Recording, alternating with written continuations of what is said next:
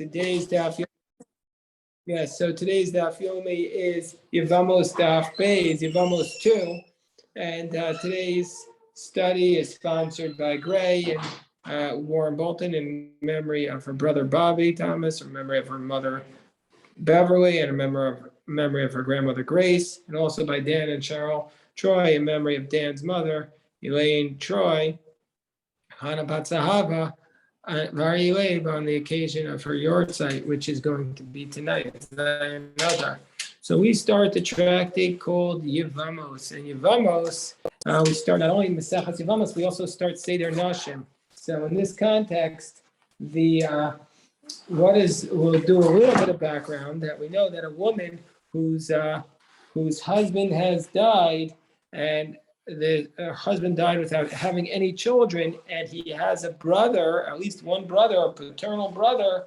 So such a person, this woman is prohibited to marry another man because she falls to Yibum with her brother-in-law. What does it mean, falls to Yibum? That the brother-in-law has to marry her by biblical law. Because it states at the end of Deuteronomy chapter 25, Ki yishvu achim yachtav, when two brothers dwell together, and one of them dies, and he has no children.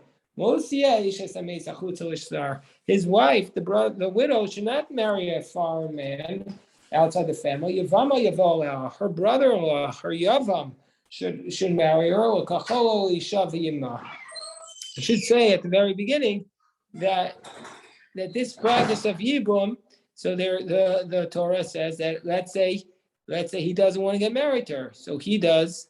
Then what happens is chalitza is done. The wife removes the shoe. Let's he does not want to marry his yivimto, the sister-in-law. Then what does he do? The widow, she removes his shoe in front of the elders, and she spits on the floor in front of him. And she says, this is what is done to the one who does not want to rebuild his house. We mentioned at the very beginning that there's a strong practice nowadays not to do Yibum anymore. This was already recorded in the Ramah. And actually in the Talmud already, there's an opinion by Abba Shaul. He says, we don't do Yibum anymore. We only do Chalitza. We only sever the relationship through this act called chalitza, which is basically the equivalent of a divorce. And the reason is because people's intentions aren't pure anymore, and so therefore we don't want to people in this situation if their intentions are not pure. Now, what makes this tractate complicated? There are several things which makes this tractate complex, but one of the things is that we know a person is allowed to have by biblical law multiple wives, even though in the time of the Talmud already people were not having multiple wives. But there it wasn't practiced, but it wasn't prohibited. But by biblical law, it was certainly accepted. Well, in this context, we know that there are 21 prohibited sexual relationships because they're relatives. And one of those is the wife of your brother, that you're never allowed to marry your brother's wife unless you're in this specific situation where Yibum is called for, where your brother dies without any children, and so then you're required by biblical law to marry. But other than that, any other circumstance, once a woman is married to your brother, then you're never allowed to marry her. So now, if this is a situation where Yibum does not apply for whatever reason, then not only are you not required to do Yibum, you're not allowed to do Yibum. That if you do Yibum, it's the severe penalty. If you do marry her, that will be the severe penalty of death from heaven.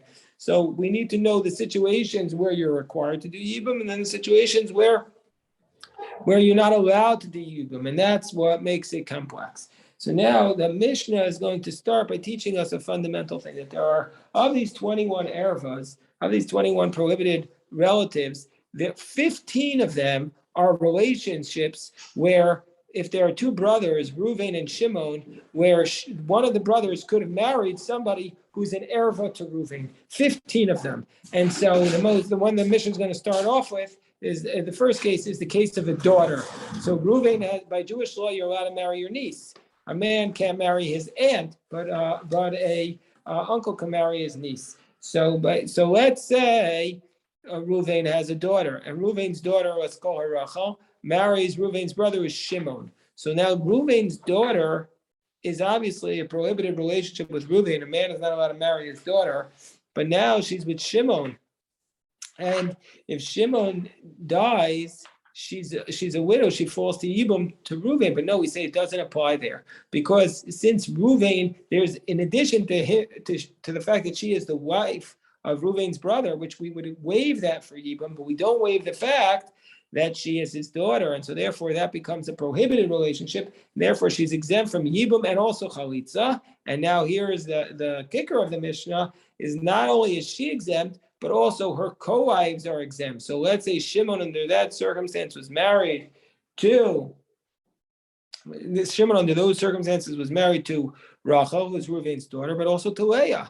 So now that Shimon dies, Reuven not only does he not do Yibum or Chalitza with Rachel because she's his daughter, but also with her co-wife, which is Leah. But now, and then the Mishnah, but now not only is the co-wife prohibited to Reuven, but also the co-wives of the co-wives are also going to be exempt from Yibum. How do we say that? So let's say under this circumstance where Reuven's brother Shimon married Reuven's daughter Rachel, and so then Shimon is married to Rachel and to another woman named Leah. And then Shimon died.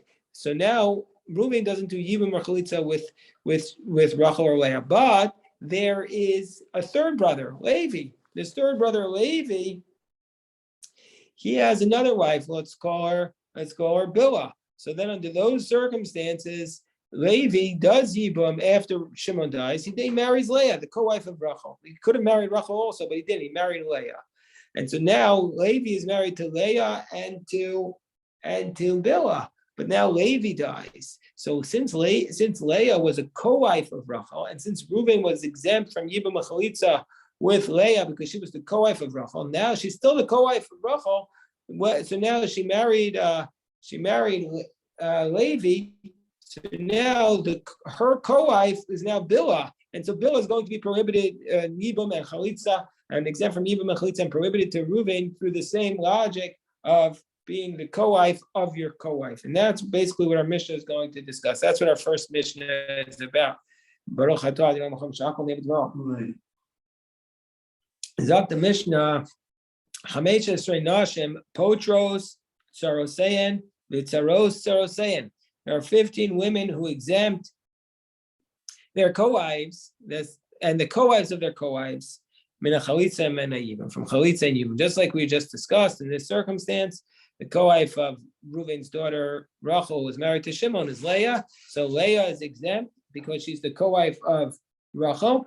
And then, if Leah falls to Yibum with the other brother of Levi, she's going to be exempt as well, the co-wife of the co-wife. So let's go through all these cases from Chalitza and from Yibum. And just to remind everybody, Yibum is where you marry your brother's wife, and when your brother died without any children, and Chalitza is where the marriage does not take place. The man does not want to do Yibum, and so therefore the wife removes the shoe and spits on the floor in front of him, and the marriage is severed.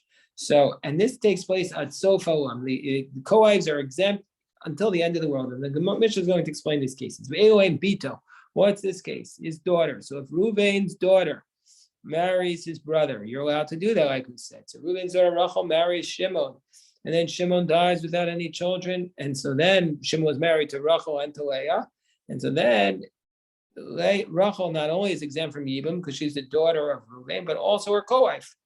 In addition to that, Bat Bito. Let's say Reuven's daughter Rachel has her own daughter, and her own daughter, let's say, what is her name? Her name is Yocheved, and Yocheved marries Shimon. So that's the granddaughter of Reuven. So that's still an heir, but Reuven's not allowed to marry Yocheved under those circumstances. And so therefore, if Shimon dies with no children and she falls in Yibum, there's no Yibum and no Chalitza. Same thing if that's the daughter of his daughter, or Bat Bino, if that's the daughter of his son. Same idea. It's just Reuven's granddaughter. Bat Ishto. Let's say she's not even Reuven's daughter, but she's just the daughter of Reuven's wife. So she's not really a blood relative, but because she is his wife's daughter, then she becomes an erva to him. She becomes a prohibited relationship. And so therefore, if this granddaughter marries his brother, and then the brother dies, she does not fall to Yibum with him.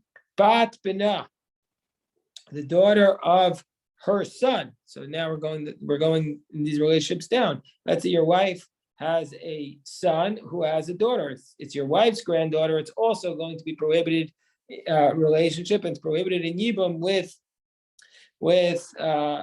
as well, exempt from Yibum and Chalitza. And then the next category is Bat Bita. Your wife has a daughter who has a daughter, and that's your granddaughter from via your wife's daughter. So that's also going to be prohibited in Yibum and Chalitza, exempt from Yibum and Chalitza as well. So now those are the first 6 cases. Now we go on to the next category, which is your mother-in-law. Your mother-in-law is a prohibited sexual relationship. A man is never going to be allowed to marry his mother-in-law.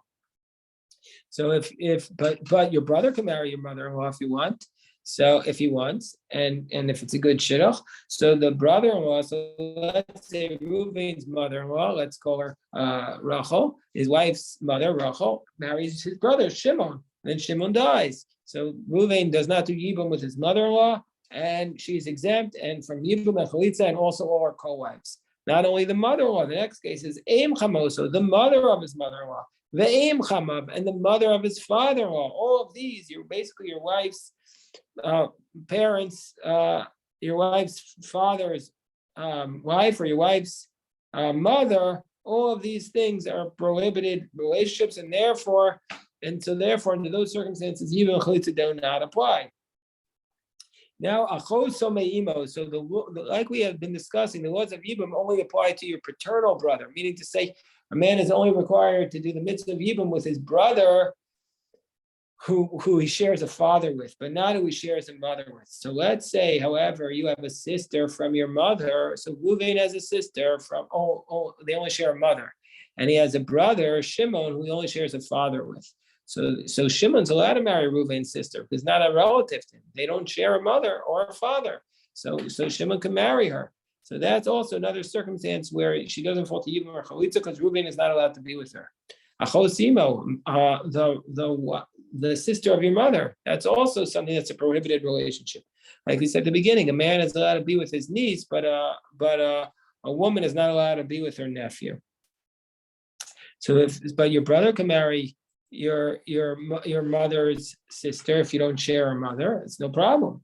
V'achos ishto, your wife's sister. Your wife's sister, so this is the case. It's no problem. 2 brothers can marry 2 sisters, but you're not allowed to be married to your wife's sister while you're married to your wife. So under those circumstances, if your wife has a sister and the sister is married to your brother, and then your brother dies, you don't fall to Yibum and Chalitza with your wife's sister, and so therefore she's exempt, and also all her co-wives. Ve'eshes achiv me'imo. So what are we talking about here? This is a slightly more complex case. That is, let's say you have a maternal brother. Your maternal brother is, let's say Reuven has a brother named Levi from his mother, and Levi dies. Levi was married to Rachel, and then after Levi dies, Rachel is only his maternal brother, marries Reuven's paternal brother only, and that's Shimon. Shimon and Levi were not related, but like we said at the beginning, you have if it's not in the context of a Yibum marriage, you're never going to be allowed to marry your brother's wife forever. So therefore, Levi's wife, Rachel, married Shimon, but Reuven can never marry Levi's wife because she was married to his brother Levi. And so therefore, if Shimon dies, Shimon's wife, who is Levi's widow, is never going to be allowed to do Yibum or Chalitza with Reuven. So that's Eshes Achav Me'imo. And now what's the next case? We turn to the top of 2b. The Eshes Achiv Shelo Haya Ba'olamo. So this is also a slightly more complicated case. This is, you have the wife of your brother who was not in existence. What does it mean he was not in existence? So now we have 2 brothers. We have Reuven and Shimon. And Shimon dies. And then after Shimon dies, another brother is born to Reuven and Shimon is Levi. Levi is Shimon's brother, even though they never met, they'll never meet because Shimon was dead by the time Levi was born. And so therefore, the Torah only allows you to marry your brother's widow in the context of Yibum. But that's only the case if they were both alive at the same time. But since Shimon and Levi were not both alive at the same time, therefore, it's not going to apply. And the laws of Yibum won't apply here and if the laws of Yibum don't apply, then it becomes a prohibition. What's the reason why they have to both be alive? Because it says, Ki yeshu achim yachdav. They have to be living together. That's what the verse says. That means to say only while they are alive. And so therefore, so now what is this scenario? So Reuven and Shimon were both alive. Levi was not alive yet. And then Reuven marries, let's say, Sarah, and Reuven dies without any children. And then Levi is born. So Levi is born after after Reuven died. But Sarah goes ahead and does Yibum with Shimon because that's what he's supposed to do.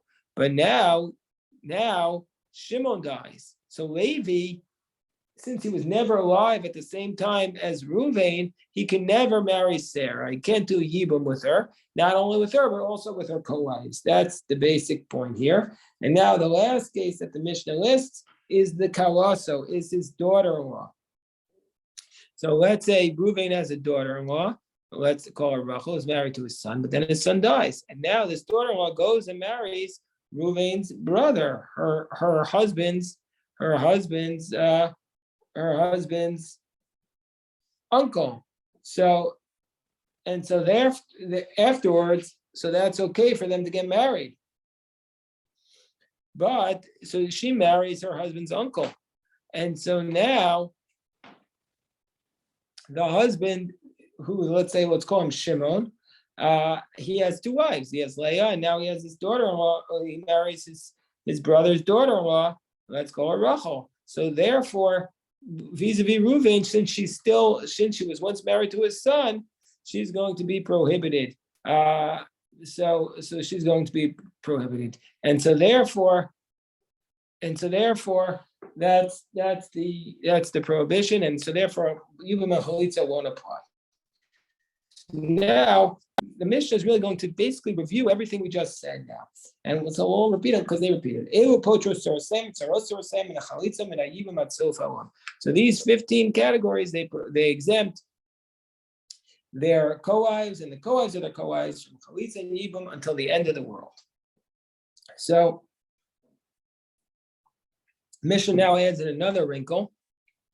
It says, V'kulan and Mesu o Mionu o Nisgarshu o Shenimtzu Ilonis Sarosam Mutaros. But in all these cases, like where the brother who died was married to a relative of the other brother, if for some reason the marriage was severed prior to the death of the brother, then the co-wife does fall to Yibum. So let's say, for example, if I'll take the case of the daughter. If Reuben's daughter Rachel married Shimon, and Shimon is now married to Rachel and to Leah, but then Rachel dies prior to Shimon dying.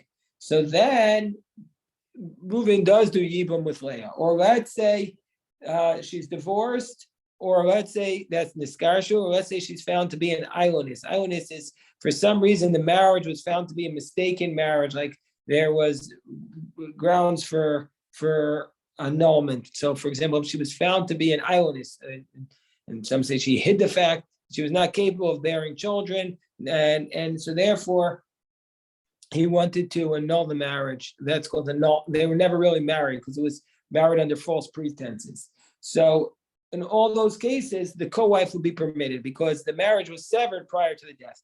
The Mishnah listed another case here called Mianu. Mianu is where, here what we're talking about here is where, in general, the concept of miyun means that where there is a girl who's, by biblical law, the father can marry off the girl while she's still a minor. By rabbinic law, we say that if she's an orphan, if her father has died, her brother or her mother can marry her off, but she has the right to terminate the marriage before she becomes an adult through a process called miyun. She goes to the court and says she refuses. But in this case, how could this be relevant? Because if her father is not alive, there's obviously no yibum. So there is a concept called the yisoma b'chayavia, where she can be an orphan while her father's still alive. What's that case? So Rashi tells us, her father only has the right to do this miyun, to marry her off one time. So if her father married her off one time, and then she was divorced when she was still a minor, now the father doesn't have the right to marry her off a second time. And so then if she goes, and then her brother also still has the right to marry her off, because he didn't lose that right, but that's only rabbinic. So she can terminate that relationship through what's called miyun, and then so that's called, we're going to say that on 109a, that's called the Yesoma B'chaya Av, very sad term. She's an orphan while her father is still alive. And so then if she became divorced from his brother, or she rejected the marriage with her brother, so then under those circumstances, her father does do yibum with her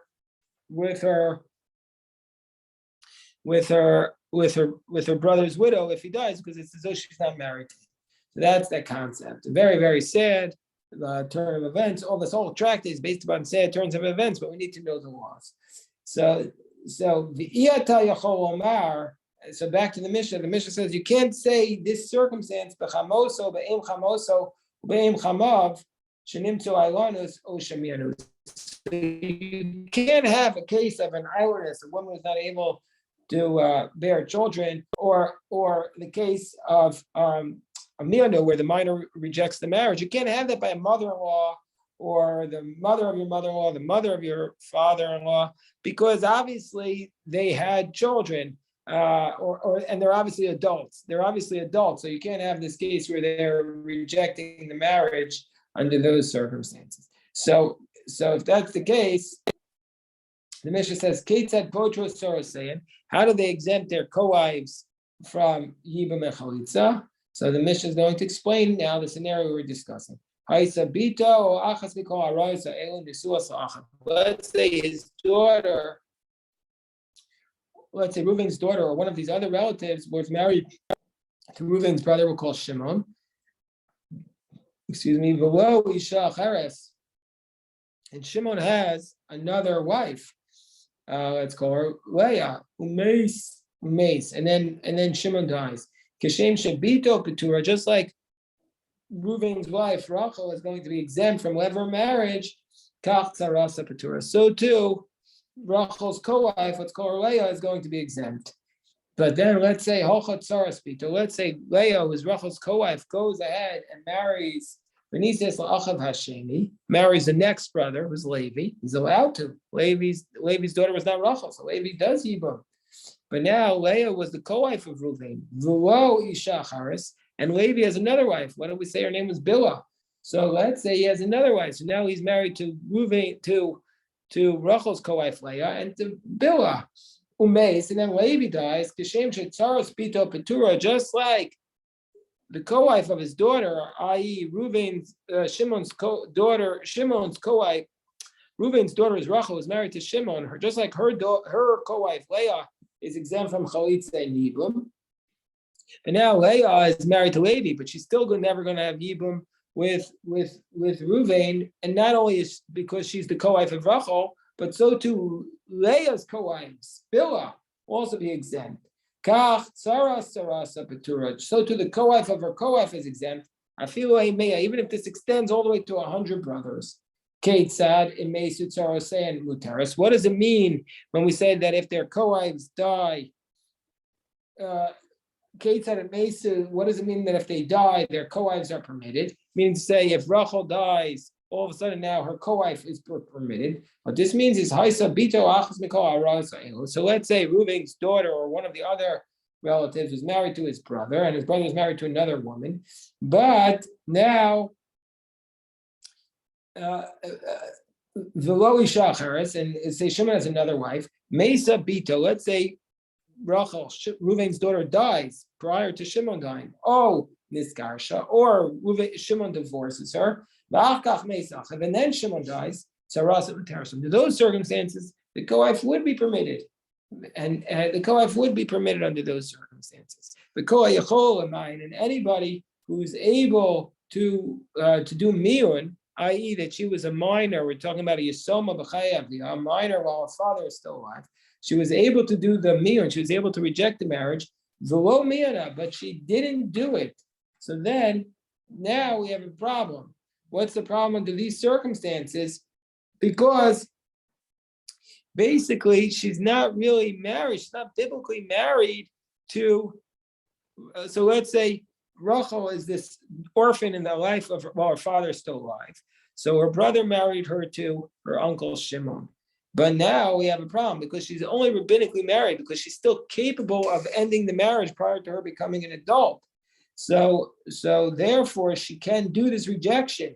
So it's still now, it's just a rabbinic betrothal at this point. And so therefore her falling to Yibum, which is called a Zika, with her father is really just rabbinic. So it's not strong enough then to exempt her co-wife completely, because maybe there's a biblical obligation for her father to do Yibum with Rachel's co-wife Leah. So therefore, under those circumstances, since we're not sure that they could do Yibum, so we do chalitza with the co-wife. We say Reuven should to make sure he doesn't violate the biblical prohibition of being with to make sure that he doesn't